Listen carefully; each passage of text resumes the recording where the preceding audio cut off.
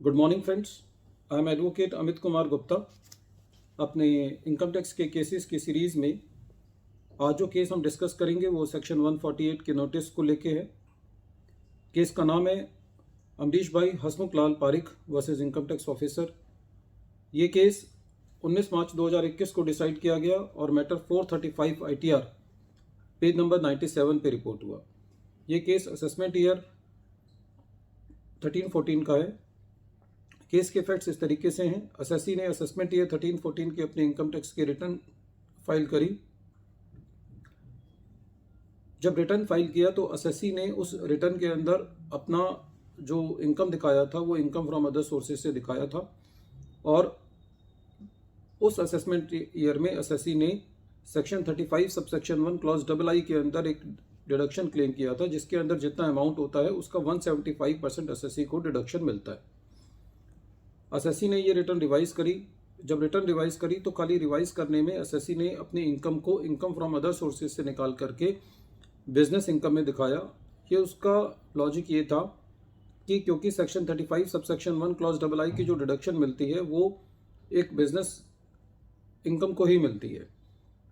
बाद में revise return के बाद असेसी की सेक्शन 143(3) के अंदर असेसमेंट की गई। सेक्शन 35 सबसेक्शन 1 क्लॉज II के अंदर जो असेसी ने डिडक्शन क्लेम किया था उसको पूरी अच्छी तरीके से असेसिंग ऑफिसर ने एग्जामिन किया।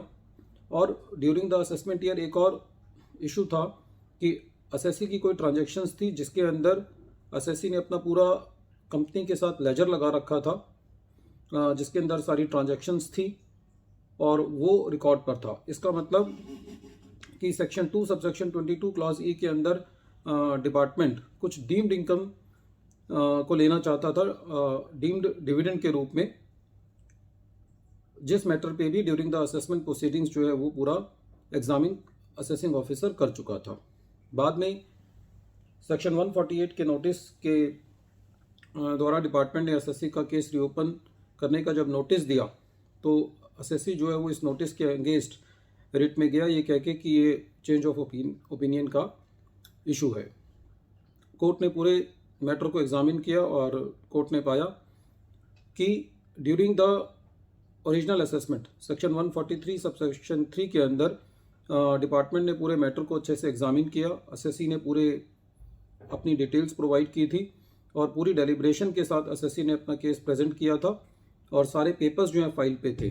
तो इसलिए अब डिपार्टमेंट को in the garb of reassessment change of opinion का जो है वो मौका नहीं दिया जा सकता।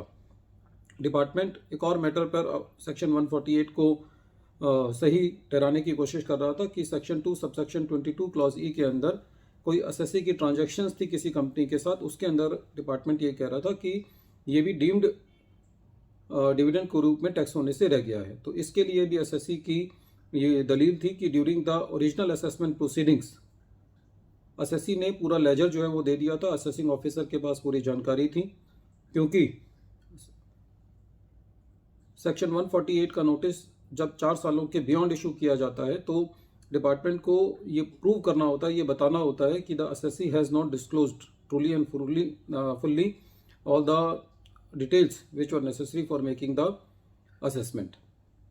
तो ये वाली बात भी जो एसएससी के पार्ट पे पूरी खरी उतरती थी कि एसएससी ने अपनी सारी जानकारी during the original assessment proceedings जो है वो असेसिंग ऑफिसर को दी थी और कुछ भी एसएससी ने जो है वो असेसिंग ऑफिसर से नहीं छुपाया था।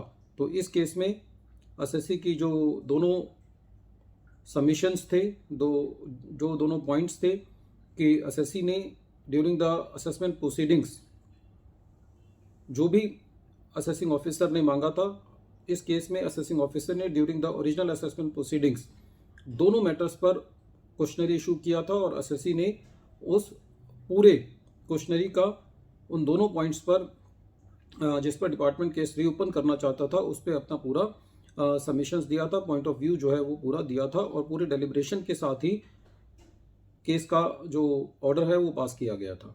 तो इस केस में गुजरात हाई कोर्ट ने ये कहा कि it is a clear case of change of opinion and Gujarat high court ordered and give the judgment for questioning the notice under section 148। Friends, case के फैक्ट्स देख करके जहाँ पे एसएससी को ये लगे कि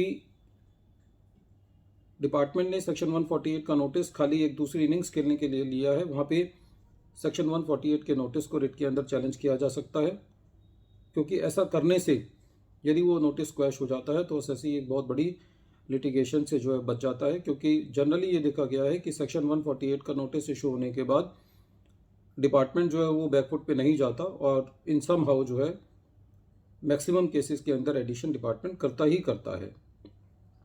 फ्रेंड्स, एक और बात इसमें ये है कि जब कभी भी हम अपनी असेसमेंट्स कराएं तो जो भी क्वेश्चनरी होता है उसका सभी पॉइंट्स पर पूरी तरीके से आंसर दें, ताकि जब कभी भी सेक्शन 148 के अंदर दोबारा इन केसेस को रीओपन किया जाए तो हम ये कह सकें कि हमने सारी इन्फॉर्मेशन जो है वो पहले डिस्क्लोज कर दिया था। Friends, once again I am repeating the name of the case. The name of the case is Amrish Bhai Hasmukhlal Parikh versus Income Tax Officer, and this case has been reported in 435 ITR at page number 97, and this case has been decided on 19th March 2021. Thank you friends. Thank you.